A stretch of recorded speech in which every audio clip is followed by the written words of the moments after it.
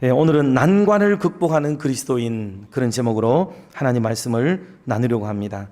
여러분, 난관이라고 하는 것은 어떤 일을 더 이상 해결할 방법이 없을 만큼 이 막바지에 도달해 있는 그런 상태를 난관이라고 얘기를 합니다. 이런 극난한 위기가 우리 앞에 닥치게 되면 사람은 두 종류 정도로 나뉘어져요. 상반된 태도를 보이는데, 큰 위기가 생기면 하나는 바르지 못한, 정로에 서지 못한 내 자신을 뉘우치면서 바른 길로 더 올바르게 가야 되겠다라고 촉구받는 사람이 있는가 하면, 이게 반대로 될 대로 되라는 식으로 오히려 반대로 더 힘을 내서 내려가 버리는 이런 인생이 있기도 하다, 그 말이죠. 그러면 성경은 우리에게 뭐를 가르치고 주고 있는지를 오늘 본문에 나오는 여호사밧 얘기, 그 말씀을 오늘 20장 전장에서 다루고 있는데, 그 부분의 말씀을 오늘 좀 나누려고 합니다.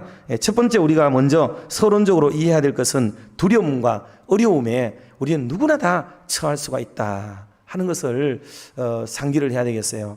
여호사밧은 믿음의 사람이에요. 신앙이 있는 사람입니다. 하나님을 그렇게 섬기고 하나님이 기뻐하는 일들을 하고 우상을 척결하고 성전을 깨끗이 하고 백성들에게 하나님 기뻐하는 율례를 세워나가고 나라를 안팎으로 깨끗하게 하겠다고 선언하고 그 일을 시행하고 있는 일종의 종교개혁적 단행을 내리고 있는 이런 임금의 치세 동안에도 도대체 이런 일이 생길 수가 있겠는가 하는 생각을 가질 수 있다, 이 말입니다. 그래서 성경은 우리에게 이렇게 여호사밧처럼 하나님의 인정을 받고 백성의 존경을 받고 주변 사람들에게서부터 다 칭송을 받는 사람에게라도 역시 이런 극난한 위기와 인생의 고비가 또 찾아오기도 한다 하는 것을 우리는 알 수 있습니다. 그런 의미에서 오늘 건강하게 살고 은혜롭게 살고 감사하게 살아가고 있으나 우리는 언제나 끝까지 늘 조심하고 겸손하게 살고 모든 것이 하나님의 은혜임을 고백하고 그렇게 인생을 살아가는 좋은 가치관을 가질 수 있는 우리 믿음의 교우님들 다 되시기를 주님의 이름으로 축원합니다. 두 번째로, 그러면 이 문제를 여호사밧은 어떻게 해결해 가는가, 오늘 두 가지를 말씀을 드릴 텐데, 첫 번째로죠, 하나님의 도우심을 구했다 그랬습니다. 할렐루야. 여러분, 이게 여호사밧의 마인드예요. 이 별게 아닌 게 아니에요. 임금이 되면 자기가 백방으로 노력을 하게 돼 있어요. 자기가 방법을 찾습니다. 왜? 내가 임금이니까.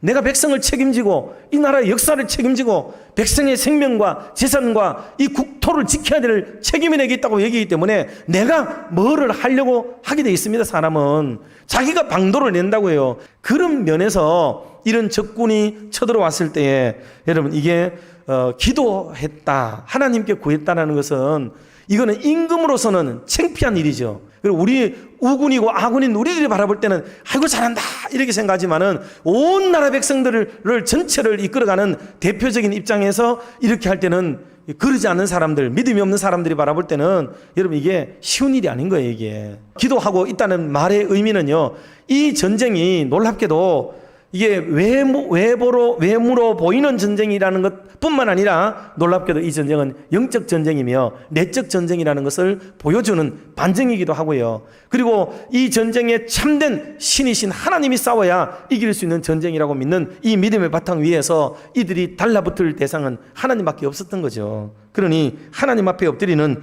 이 태도는 정말 잘한 것이라고 볼 수가 있습니다. 세 번째로 말씀을 드리지만은, 두 번째로 우리가 해답을 얻을 수 있는 것은 뭐냐 하면, 그거는 기도와 더불어 찬양을 드려야 돼요. 찬양. 여러분, 이 성경에는 이 찬양이 얼마나 대단한지 놀랍게 얘기해요. 그리고 먼저 우리가 알 것은 기도와 찬양은 별개의 것이 아니에요. 기도와 찬양은 연결되어 있어요. 연결되어 있어요. 기도와 찬양은 절대로 별개의 것이 아니다 라는 것을 먼저 생각하는 것은 대단히 중요하겠어요. 그래서 기도를 할 때에 기도에 기름칠을 하는 게 뭐냐? 여러분, 찬송이에요. 찬송. 기도에 기름칠을 하는 거죠. 그래서 기도하는 분들, 우리 할머니들, 권사님들 기도하다가 막히면 뭐예요? 또 기도의 제목들이 생각날 때까지, 또 정리할 때까지 또 찬송을 막 이렇게 다 부르면서 또 기도 시간에 찬송하고 기도하고 찬송하고 기도하고 막 그러잖아요. 여러분, 찬송의 위력은 대단한 겁니다. 이게 찬송은 기도를 보충하기도 하고 찬송 자체가 기도말이 되기도 하고요. 그리고 하나님은 찬송 중에 거하시기 때문에 찬송을 받으면 하나님이 막 기뻐해요. 되게 기뻐하십니다. 왜? 찬송 자체가 하나님을 영화롭게 하는 거고 하나님을 높이는 거고 하나님의 성호를 막 이렇게 찬송하는 거잖아요. 때문에 하나님은 찬송을 정말 기뻐합니다. 사람이 생각해도 기도는 좀 부담이 되기도 하잖아요. 다 뭐 해달라는 얘기잖아. 그래서 찬송은 해달라는 얘기보다도요, 찬송 속에 그런 것도 없진 않지만은 하나님을 막 높이는 일, 찬양하는 일들, 하나님 자체와 존재로서 영광을 하나님께 드리는 것이 되기 때문에 찬송은 진짜로 중요하고 좋은 거거든요. 때문에 찬송을 드려야 돼요. 이스라엘 시대도 그렇고 성경에 보면요, 모세도 제사장들에게 나팔을 불며 전쟁을 할 때, 행진 신호를 삼을 때, 성막에서 제사를 드리고 마칠 때 등 여러 곳곳에서 찬송을 이 모든 것에 적으로 삼았어요. 그 우리도 찬송을 예배 시작할 때 부르고 마칠 때 부르는 이 송영과 폐송 같은 것들을 다 부르는 이유도 다 성경에 예배하기에 기초해서 부르는 거예요. 이게 다 정해진 순서가 있어요. 이게 그냥 막 부르는 게 아니에요. 그리고 다윗은 288명의 레위인들을 중심으로 해가지고 찬양대를 조직하게 만들었어요. 그리고 해만과 여두둔을 세워가지고 현악을 담당하게 만들었는데 이 인원이 무려 얼마냐? 4,000명이 4,000명. 예, 이 장관 아니겠습니까? 여러분, 이런 현악을 담당하는 자가 4,000명이나 세워가지고 현악을 냈으니 지금 전 세계에서 가장 강력한 오케스트라가 도대체 몇 명입니까? 그 200명 넘겠어요?